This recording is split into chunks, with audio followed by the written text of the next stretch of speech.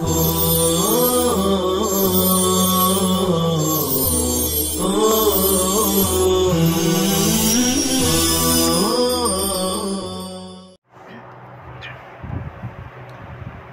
اللہ الرحمن الرحیم الحمدللہ رب العالمین والصلاة والسلام علی سید المرسلین وعلی آلہ وصحابہ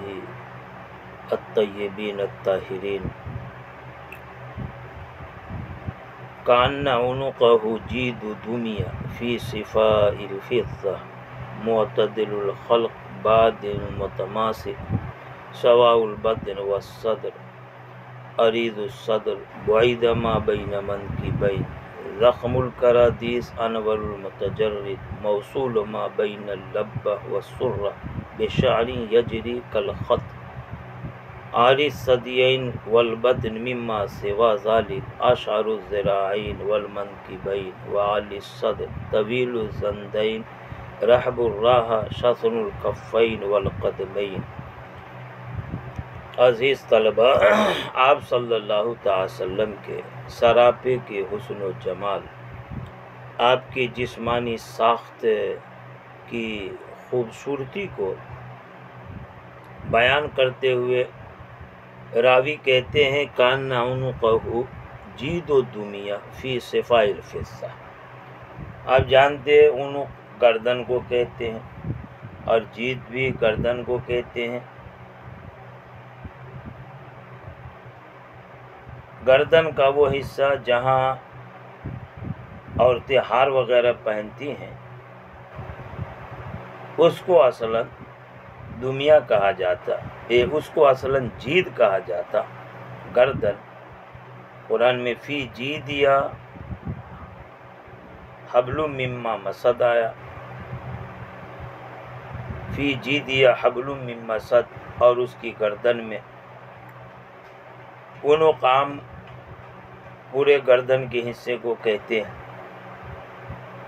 آپ صلی اللہ تعالی وسلم کے گردن والے حصے کی خوبصورتی کو بیان کرتے ہیں۔ گویا آپ صلی اللہ علیہ وسلم کی گردن جید و دمیا کسی مورتی کی گردن ہو۔ مورتی کو مورتی بنانے والا جو تراشتا ہے تو اس کی گردن کے حصے کو بہت خوبصورتی کے ساتھ تراشتا ہے۔ محبوب کے گردن کی خوبصورتی کو بیان کرتے ہیں، بولتے ہیں بالکل صراحی نما گردن، یعنی گویا کمہار نے جیسے صراحی کو بہت خوبصورتی کے ساتھ بنایا تراشا، ویسی ہی اس کی گردن صراحی کی طرح بالکل خوبصورتی کے ساتھ تراشی ہوئی ہے۔ یہاں آپ صلی اللہ علیہ وسلم کی گردن کی خوبصورتی کو تمثیل کے طور پر سمجھایا جا رہا ہے کہ آپ صلی اللہ علیہ وسلم کی گردن ایسے تھی گویا سمجھو کسی مورتی کی گردن ہو۔ دمیا جس کی جمع دمن آتی ہے، دما جمع ہے، دمیا واحد ہے، مورتی کو کہتے ہیں کہ حضور صلی اللہ علیہ وسلم کی گردن مبارک حسن و جمال میں ایسی تھی گویا سمجھو کہ وہ کسی مورتی کی گردن ہو۔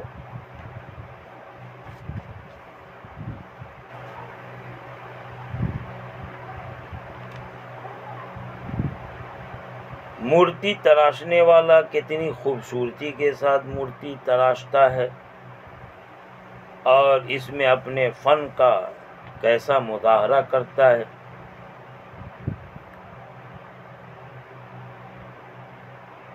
کہ کبھی کبھی یہ مورتی جس کو عربی میں صنم بولتے ہیں، بت، یہ جو نقل ہے یہ اصل سے بھی زیادہ حسین ہو جاتا ہے۔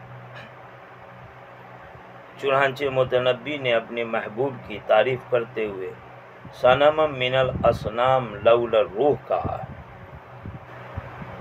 کہ یہ تو مورتی کی طرح اس طرح تراشا ہوا ہے گویا بتوں میں کا ایک بت ہے، اگر اس میں روح نہ ہوتی اور یہ چلتا پھرتا نہ ہوتا تو بالکل بت ہی ہو جاتا۔ اسی طرح آپ صلی اللہ تعالی وسلم کی گردن مبارک کی نہایت خوبصورتی انتہائی درجے کے حسن و جمال کو بیان کرتے ہوئے مورتی کی گردن سے تشبیہ دی گئی، کاننا گویا کہ آپ صلی اللہ علیہ وسلم کی گردن کسی مورتی اور پتلی کی گردن ہو۔ فی صفائل فضہ، چاندی کے صاف ستھرے ہونے میں، یعنی ایک تو گردن کی ساخت بناوٹ مورتی کی گردن کی طرح، دوسرے اس کی چمک، اس کا رنگ، اس کا نکھار۔ فرمایا فی صفائل الفضہ، چاندی کے صاف ستھرے ہونے میں، یعنی بالکل چاندی کی طرح چمکتی ہوئی گردن، بالکل صاف اور شفاف گردن۔ تو رنگ کے اعتبار سے صفائل الفضہ کہا، اب بناوٹ کے اعتبار سے کاننا عنقہ، جید الدنیا کا، کاننا عنقہ جید الدنیا، گویا آپ کی گردن مورتی کی گردن ہو، اور اس کا رنگ اور اس کی چمک اور نورانیت گویا چاندی کی طرح صاف اور شفاف ہو۔ فرماتے ہیں معتدل الخلق، خلقت میں آپ معتدل، یعنی آپ کے پورے اعضاء، پورے سراپا، پورے جسم کی جو بناوٹ تھی انتہائی تناسب اور انتہائی موزونیت کے ساتھ ہے۔ ظاہری جسم کی بناوٹ، اعضاء کی ساخت، یہ سب معتدل، اور معتدل الخلق اگر پڑھتے ہیں تو مطلب ہوگا کہ آپ صلی اللہ علیہ وسلم کی خلق، یعنی آپ کی خو، آپ کی عادت، آپ کی سیرت اور آپ کے مزاج میں اعتدال پایا جاتا تھا۔ یعنی یہ نہیں کہ بالکل نرم ہی نرم ہو یا ہمیشہ غصے میں رہے، بلکہ غصہ کے وقت غصہ ہوتے تھے اور نرمی کرنے کے وقت نرمی فرماتے تھے۔ تو معتدل الخلق اور معتدل الخلق دونوں پڑھ سکتے ہیں، آپ کے ظاہری اور آپ کے باطنی اعتدال اور تناسب کو بیان کرتے ہوئے لفظ میں عمومی معنی ہوگا معتدل الخلق اور معتدل الخلق دونوں پڑھ سکیں گے۔ بادن، یہ بدن کی طرف منسوب، بادن مضبوط بدن والا، بدن تو ہر ایک کو ہوتا ہے لیکن خاص کر کے بیان کیا، اس سے بدن کی قوت، بدن کی مضبوطی کو بیان کرنا مقصود ہے۔ آپ صلی اللہ تعالی وسلم کا مبارک بدن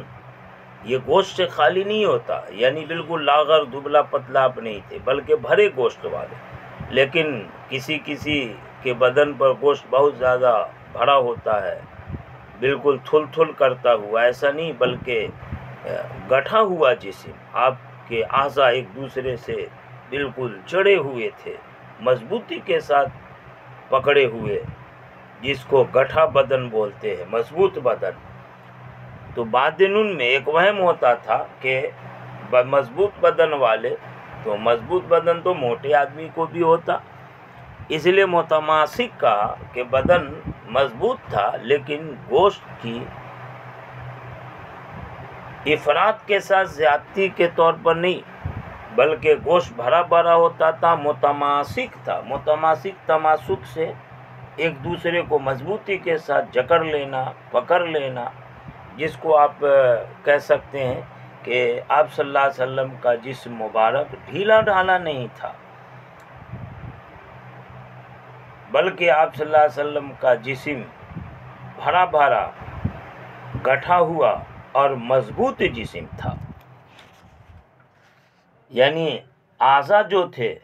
وہ ایک دوسرے کے ساتھ مضبوطی سے پکڑے ہوئے تھے۔ غرض آپ جسمانی طور پر کمزور نہیں تھے، بالکل لاغر دبلے پتلے نہیں تھے، بلکہ اعتدال تناسب کے ساتھ بھرے اور مضبوط بدن والے تھے، گٹھے گٹھے اعضاء والے تھے، فرمایا بادن متماسک، مضبوط بدن والے، گٹھے ہوئے بدن والے، قوت کے ساتھ جسمانی ساخت بناوٹ رکھنے والے، سواء البطن والصدر، آپ صلی اللہ علیہ وسلم کا پیٹ اور سینہ برابر تھا۔ یہاں پر آپ صلی اللہ علیہ وسلم کے پورے جسم اوپر سے نیچے تک موزونیت کو بیان کیا۔ کبھی کبھی ایسا ہوتا کہ سینہ اندر کو دبا اور پیٹ باہر کو نکلا ہوا بہت بے ڈھب لگتا ہے،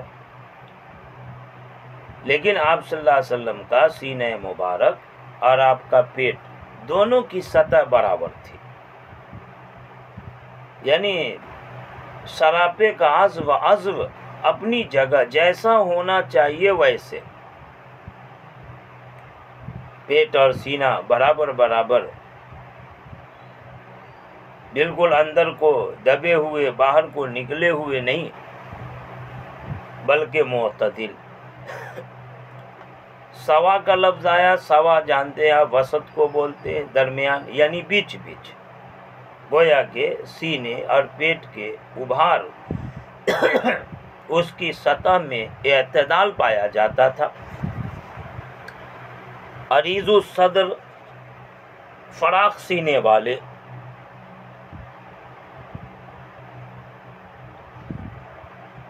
آپ صلی اللہ علیہ وسلم کا سینے مبارک چوڑا تھا، اور سینے کا چوڑا ہونا،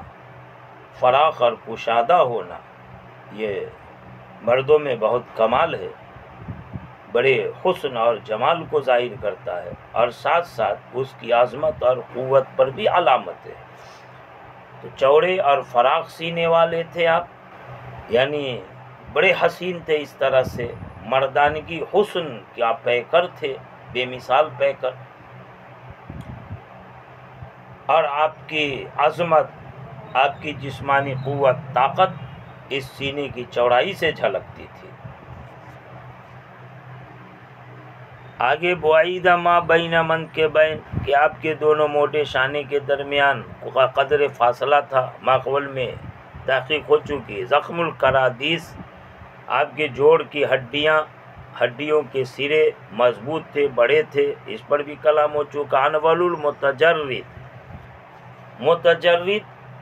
تجرد سے خالی ہونے کے معنی میں، انول المتجرد کا مطلب جسم کے وہ اعضاء جو کپڑوں سے الگ ہوتے، کپڑوں سے ڈھکے نہیں، چھپے نہیں ہوتے، بلکہ کھلے ہوتے، یعنی ظاہری اعضاء، مثلا ہاتھ ہے، پاؤں، چہرہ مبارک، یہ اعضاء جو کپڑوں سے چھپے نہیں ہوتے بلکہ کھلے اعضاء ہوتے تھے۔ کہا انور، وہ کھلے اعضاء، کپڑوں سے الگ اعضاء، انتہائی روشن، بہت زیادہ چمکدار، اس سے آپ کے ہاتھ پاؤں، چہرے مبارک کی چمک دمک، نورانیت اور خوبصورتی کو بیان کرنا ہے۔ بڑا روشن چہرہ، بڑا چمکتا ہوا ہاتھ، بہت چمکدار پاؤں، بڑے منور حصے اعضاء کے، جن پر کہ کسی طرح کپڑے سے سطر نہ ہو، چھپاؤ نہ ہو، اس طرح کے حصے کپڑوں کے، انتہائی روشن اعضاء، کپڑوں سے کھلے ہوئے، انتہائی روشن اور چمکدار، منور ہوا کرتے تھے۔ فرمایا انور المتجرد، آپ صلی اللہ علیہ وسلم کے جسم مبارک کے کھلے اعضاء، کھلے حصے بہت زیادہ روشن اور منور تھے۔ آگے فرماتے ہیں موصول ما بین اللبہ و سرہ، سرہ ناف کو کہتے ہیں، اور لبہ حلق سے نیچے کا، سینے سے اوپر کا گڑھا والا جو حصہ ہے، مراد اس سے سینہ ہے۔ موصول وصل سے ملا ہوا، ما بین اللبہ و سرہ، سینہ سے ناف کے درمیان کا حصہ ملا ہوا، دب شعر، ایک قسم کے بال سے، یجری، جو بال چل رہا تھا، اوپر سے نیچے تک جا رہا تھا، ایسے کالخط، جیسے کہ لکیر ہو۔ اس پر بھی ماقبل میں کلام ہو چکا، مسروبہ کا لفظ آ چکا ہے کہ باریک سے بال کی لکیر تھی جو سینے سے لے کر کے ناف تک چلی جا رہی تھی، ایسی لکیر لگتی جیسے کہ خط کھینچ دیا گیا ہو۔ آگے کہتے آری صدیین والبطن مما سوا ذالک، صدیین دونوں چھاتیاں، بطن پیٹ، مما سوا ذالک اس کے علاوہ یعنی سینہ سے ناف تک جو بال کی باریک سی لکیر تھی، اس کے علاوہ دونوں چھاتیاں اور بطن مبارک یہ آری تھے، بال سے خالی تھے، یعنی چھاتی پر اور پیٹ پر بال بالکل نہیں تھے، سوائے درمیان سینے اور ناف تک بال کی لکیر کے جانے کے، یہ حصے چھاتی کے اور پیٹ کے بالوں سے بالکل خالی تھے۔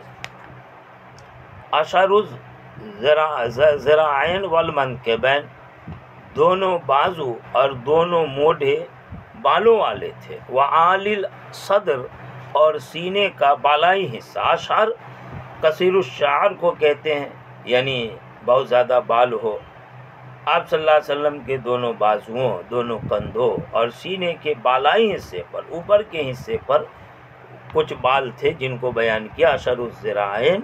دونوں بازوؤں اور دونوں موڈھے شانوں، وعالی صدر، اور سینے کا اوپری حصہ بالائی حصہ بالوں والا تھا۔ طویل الزندین، زند کلائی کو کہتے ہیں، یعنی آپ صلی اللہ علیہ وسلم کی کلائیاں لمبی تھی، دراز تھی، لیکن یہاں بھی حسن کے طور پر دراز لمبی، مطلب یہ ہے کہ افراط کے طور پر نہیں، بلکہ اس میں بھی اعتدال تھا، اعتدال کے ساتھ آپ کی کلائیاں دراز تھی، لمبی تھی، اس میں بھی خوبصورتی پائی جاتی تھی، بناوٹ میں، رنگ میں۔ رحب الراحہ، راحہ ہتھیلی کو کہتے ہیں، اور رحب کرمز یا سمیہ سے صفت کا صیغہ ہے، مطلب یہ ہے کہ آپ کشادہ ہتھیلی والے تھے۔ ہتھیلی کی وسعت اور کشادگی کو بیان کرنا ہے، جس سے کنایتاً آپ کے جود و سخا کو بتانا ہے۔ کہتے ہیں کھلے ہاتھ والا، کشادہ ہتھیلی والا، یعنی بہت زیادہ وہ فراخی کے ساتھ سخاوت کرتا رہتا ہے۔ رحب الراحہ، کشادہ اور وسیع ہتھیلی والے، آپ صلی اللہ علیہ وسلم بہت زیادہ سخاوت کرنے والے، گویا کہ آپ کی ہتھیلی ہمیشہ کھلی ہوئی ہو۔ شسن الکفین والقدمین، کلام ہو چکا ہے، دونوں ہتھیلی اور دونوں قدم گوشت سے بھرے ہوئے تھے، بالکل گوشت کے بھرے ہونے کی وجہ سے دونوں ہتھیلی اور دونوں قدم بہت نرم ملائم، ریشم سے بھی زیادہ نرم و نازک اور ملائم ہو گئے تھے۔ روایت یہ معقول میں آ چکی، کلام ہو چکا، آگے سائل الاطراف سے انشاءاللہ تعالی کل کے سبق میں کلام ہوگا۔ وآخر دعوانا ان الحمدللہ رب العالمین۔